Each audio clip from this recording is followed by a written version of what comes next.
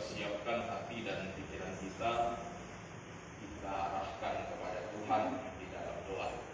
Mari berdoa. Tuhan Yesus, saat ini kami akan membaca dan merenungkan kebenaran firman.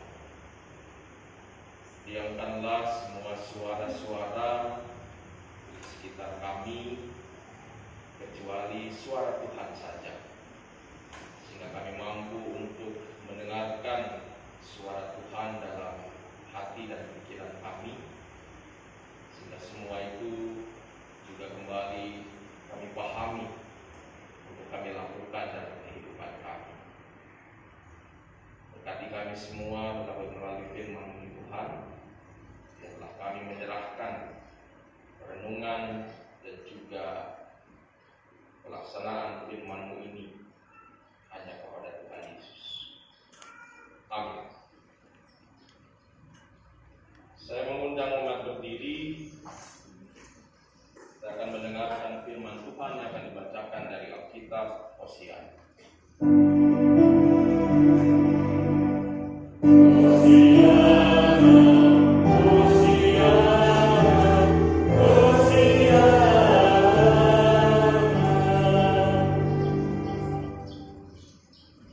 Jemaat Tuhan, pembacaan firman Tuhan pada hari ini terambil dari Matius 21 ayat yang pertama sampai ayat yang ke-11. Matius 21 ayat pertama sampai ayatnya yang ke-11 yang berbunyi demikian. Yesus diturunkan di Yerusalem. Ketika Yesus dan murid-muridnya telah dekat Yerusalem dan tiba di Betfage yang terletak di Bukit Zaitun, Yesus menyuruh dua orang muridnya dengan pesan, pergilah ke kampung yang di depanmu, dan di situ kamu akan segera menemukan seekor keledai dekatnya. Lepaskanlah keledai itu dan bawalah.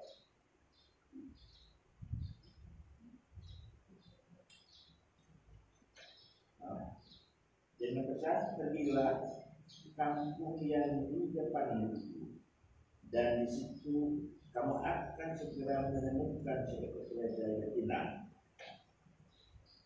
Ketambat dan anaknya ada dekatnya. Lepaskanlah keledai itu dan bawalah keduanya kepadaku. Dan jikalau ada orang menegur kamu, katakanlah, Tuhan memerlukannya. Ia akan segera mengembalikannya. Hal itu terjadi supaya genaplah firman yang disampaikan oleh Nabi. Katakanlah kepada Putri Sion, lihat, rajamu datang kepadamu. Ia lemah lembut dan mengendarai seekor keledai beban yang mudah. Maka pergilah murid-murid itu dan berbuat seperti yang ditugaskan Yesus kepada mereka. Mereka membawa keledai betina itu bersama anaknya, lalu mengalasinya dengan pakaian mereka, dan Yesus pun naik ke atasnya. Orang banyak yang sangat besar jumlahnya menempatkan pakaiannya di jalan. Ada pula yang memotong ranting-ranting dari pohon-pohon dan menyebarkannya di jalan. Dan orang banyak yang berjalan di depan Yesus dan yang mengikutinya dari belakang berseru, katanya, Hosana bagi anak Daud, diberkatilah dia yang datang dalam nama Tuhan. Hosana di tempat yang maha tinggi. Dan ketika ia masuk ke Yerusalem dan pada seluruh kota itu, dan orang berkata, siapakah orang ini?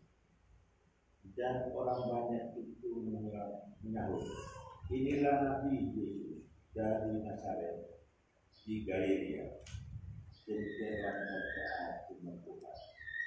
Hendaklah firman Tuhan dengan segala kekayaannya menetap di antara kamu dan ucaplah syukur kepada Allah.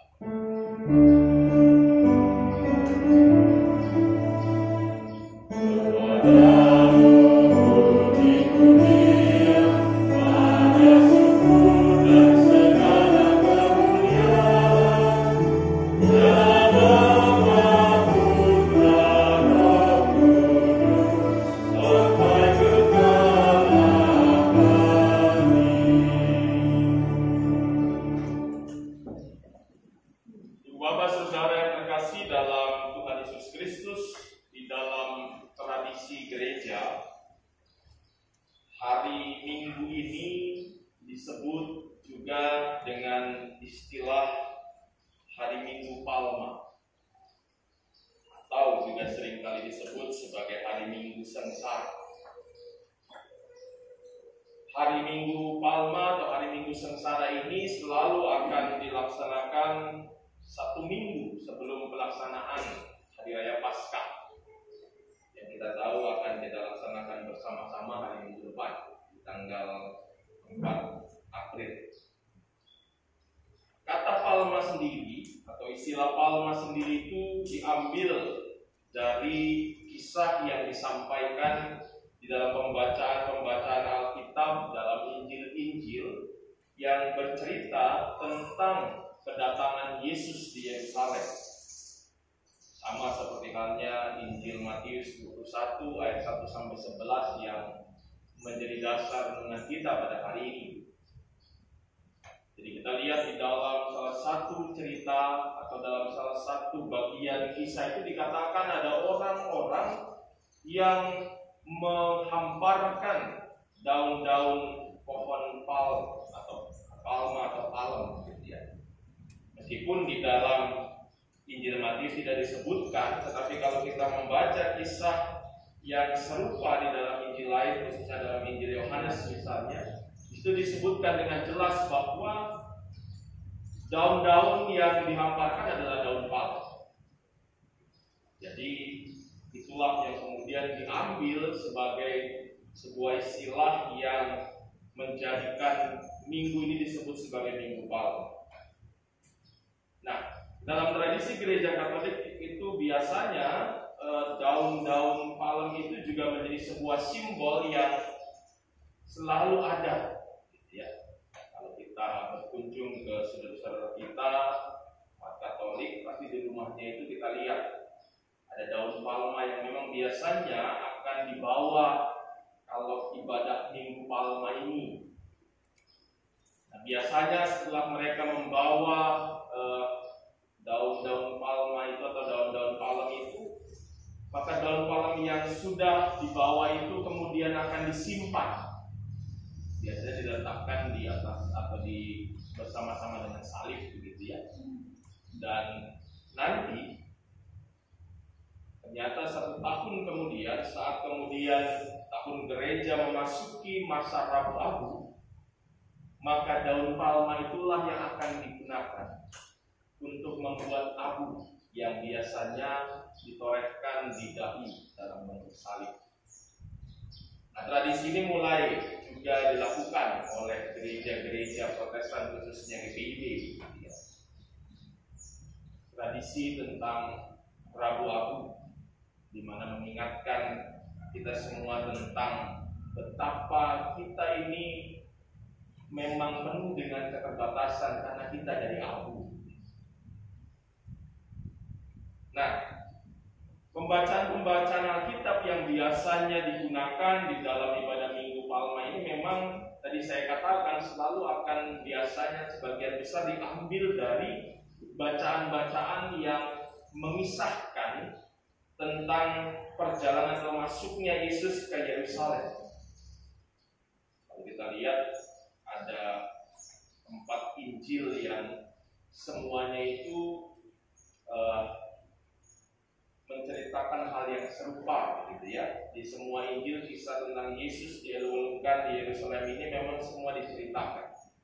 Dan hari ini kita akan belajar dari Injil Matius pasal 21 ayat 1 sampai 11. Nah, sebenarnya kalau kita kemudian mendengarkan kisah tadi, mendengarkan perikop bacaan kita tadi, sebenarnya kisah ini adalah sebuah kisah yang mungkin akan selalu berulang-ulang setiap tahunnya buat kita semua. Cerita Yesus masuk Yerusalem, Yesus dialu-alukan, itu pasti adalah sebuah kisah yang paling tidak 1 tahun sekali atau setiap tahun kita akan dengarkan. Karena dalam kisah ini juga kita akan bersama-sama diingatkan tentang kesengsaraan Tuhan yang diawali dengan masuknya Tuhan di Yerusalem ini. Tentu saja kalau kita membaca bagian kitab ini ada banyak pelajaran yang bisa kita dapatkan, ya. Ada banyak sekali perenungan yang bisa kita sama-sama lakukan. Nah, hari ini kita akan berfokus pada sebuah pesan tentang pembebasan yang dibawa oleh Tuhan Yesus melalui perikop bacaan kita. Nah, Bapak Ibu Saudara, berbicara tentang pembebasan bangsa Israel di dalam konteks cerita Yesus masuk ke Yerusalem ini memang sedang ada dalam sebuah situasi di mana mereka sangat-sangat mendambakan pembebasan. Kenapa? Karena pada saat itu mereka sedang dikuasai oleh bangsa Romawi. Jadi bayangkan bahwa memang hidup mereka ini adalah hidup yang sedang dikuasai oleh bangsa lain. Hidup yang memang tidak mudah, begitu ya. Mereka ada dalam penguasaan bangsa lain sehingga mereka berusaha selalu dibebaskan. Dan itu selalu diperjuangkan oleh bangsa Israel. Mereka selalu berjuang untuk bebas dari penjajahan itu, bebas dari bangsa Romawi, karena hidup itu tidak nyaman, tidak enak. Berbagai cara mereka lakukan. Ada cara-cara di mana mereka mencoba untuk membangun relasi kerjasama, begitu ya, dengan bangsa Romawi. Tapi ada juga yang kemudian mengambil cara dengan melawan bangsa Romawi. Nah, kalau kita lihat dalam Alkitab itu ada cerita bahwa orang-orang Israel itu terbagi menjadi kelompok-kelompok, begitu ya. Kita dengar ada kelompok Farisi, ada kelompok Saduki, ada kelompok Eseni, ada juga kaum Zelot, begitu ya. Dan itu juga sebenarnya juga mewakili salah satunya bentuk-bentuk perlawanan orang Israel terhadap bangsa Romawi. Meskipun ada juga yang tadi saya katakan mencoba untuk malah mengambil keuntungan dengan mendekati mereka. Tapi kaum Zelot itu dikenal sebagai kaum yang selalu melawan dengan kekerasan. Mereka berusaha membebaskan bangsa itu dengan melawan. Jadi perang, gitu ya. Jadi mereka melawan orang Romawi dengan fisik. Sehingga mereka benar-benar saat itu menjadi orang-orang yang dimusuhi oleh bangsa Romawi. Tapi itu semua membuktikan bahwa pada saat itu mereka memang berjuang. Mereka mau bebas, mereka mau merdeka dari Romawi. Saat itu kemudian kita lihat bersama-sama bahwa ternyata kehadiran Yesus tampaknya membawa sebuah harapan baru buat mereka.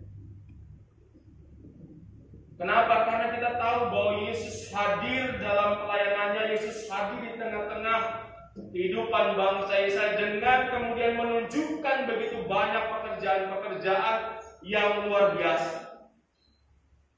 Dia tunjukkan mujizat-mujizat. Dia tunjukkan kekuatan-kekuatan itu. Dan dengan itu kemudian orang Israel merasa bahwa hadirnya Yesus adalah sebuah harapan. Wah, ini ada orang baru. Ada orang yang punya kekuatan hebat, ada orang yang luar biasa, yang pastinya menurut kami ini pasti bisa membawa kebebasan buat kami. Jadi ada keyakinan iman. Ada keyakinan bahwa Yesus bisa membebaskan mereka. Keyakinan itu yang ditunjukkan dengan apa yang disebutkan dalam ayat ke-8 bacaan kita saat ada orang-orang banyak menyambut Tuhan. Memang waktu itu di Yerusalem sedang ramai. Di Yerusalem saat itu sedang mempersiapkan perayaan Paskah. Jadi kalau tradisinya orang Israel kan kita masih ingat, kalau ada hari raya mereka kumpul bareng-bareng. Pak polisi, bolehkah dibantu jemaat kami mau ibadah? Fotonya nanti ya Pak. Terima kasih Pak.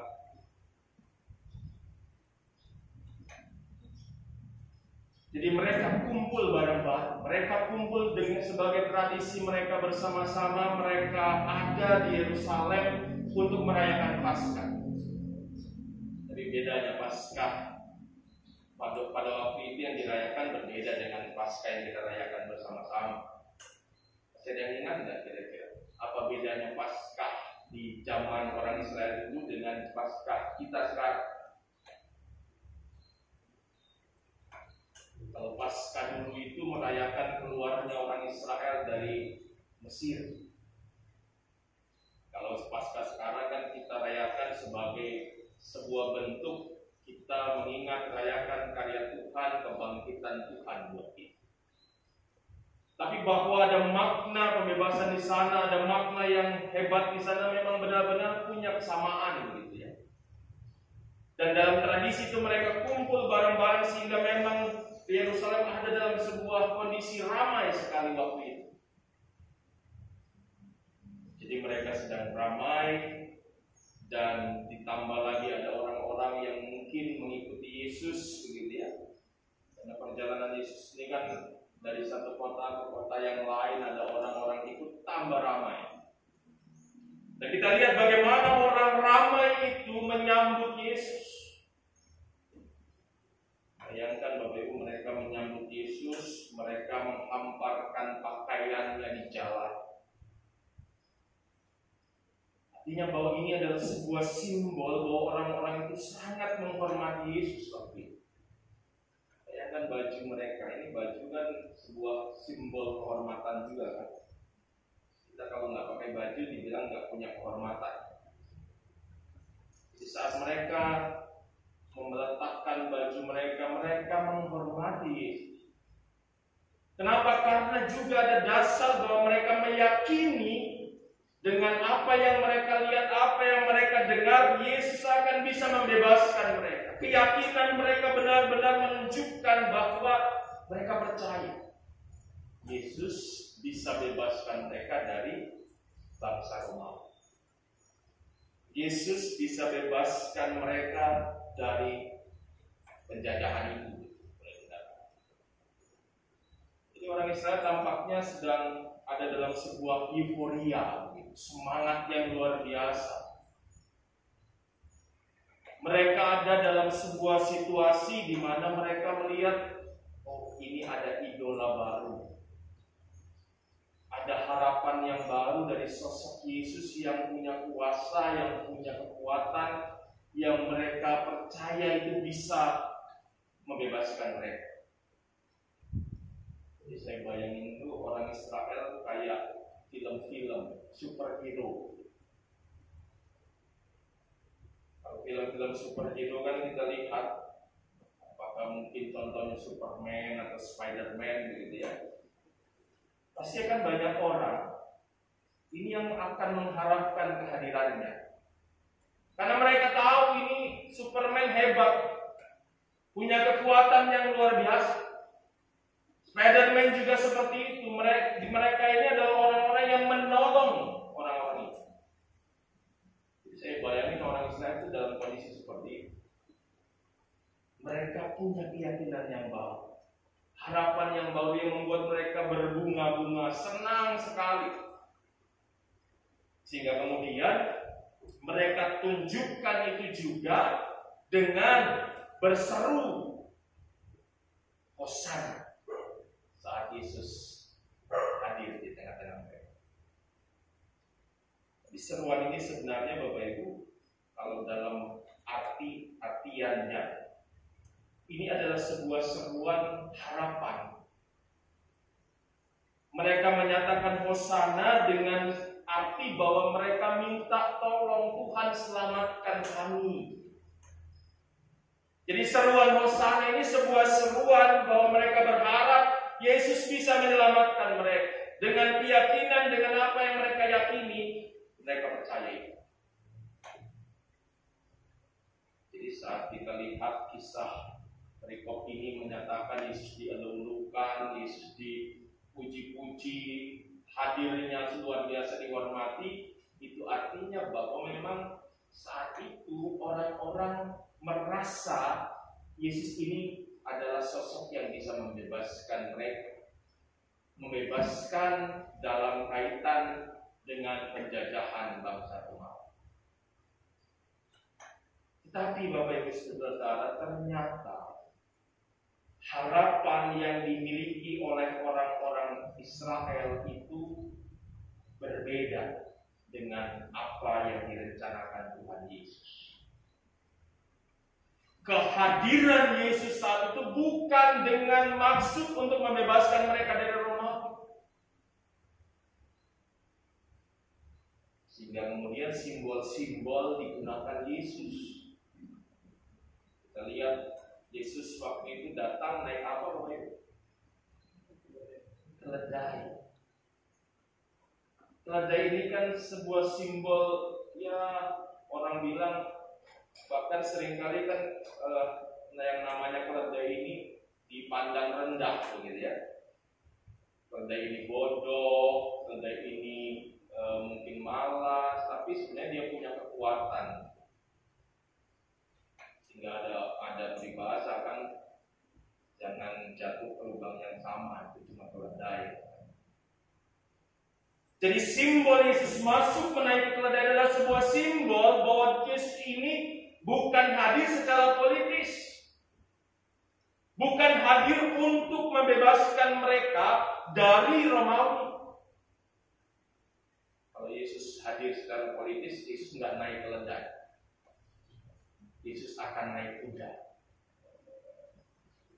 Dan gagah ya kalau naik kuda. Artinya kalau naik kuda itu kan simbol bahwa dia punya kekuasaan, dia punya kekuatan.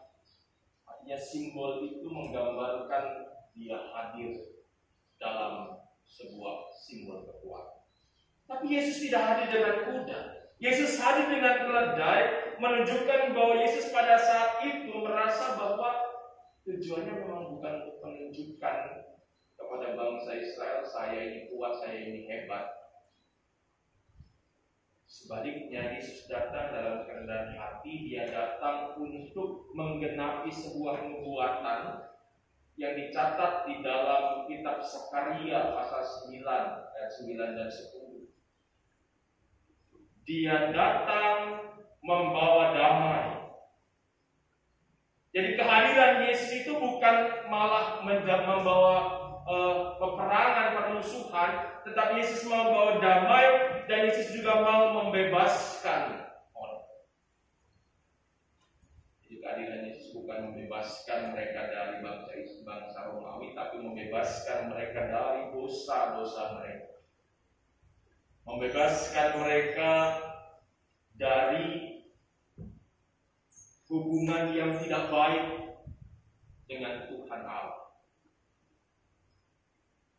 Jadi artinya sebenarnya Yesus mau katakan kehadiran saya ini jauh lebih besar daripada hanya bicara tentang politik, bicara tentang pembebasan dari penjajahan ini. Saya hadir untuk membebaskan manusia dari dosa. Saya hadir untuk kemudian melepaskan dari dosa dan juga pada akhirnya bisa berdamai dengan Tuhan Allah. Meskipun simbolnya sederhana. Dan ini kan juga menjadi sebuah pelajaran buat kita. Kita nggak perlu kasih tunjuk-tunjuk kepada orang lain siapa diri kita. Tapi lewat perbuatan kita, orang akan lihat Tuhan Yesus yang kita sama-sama percaya.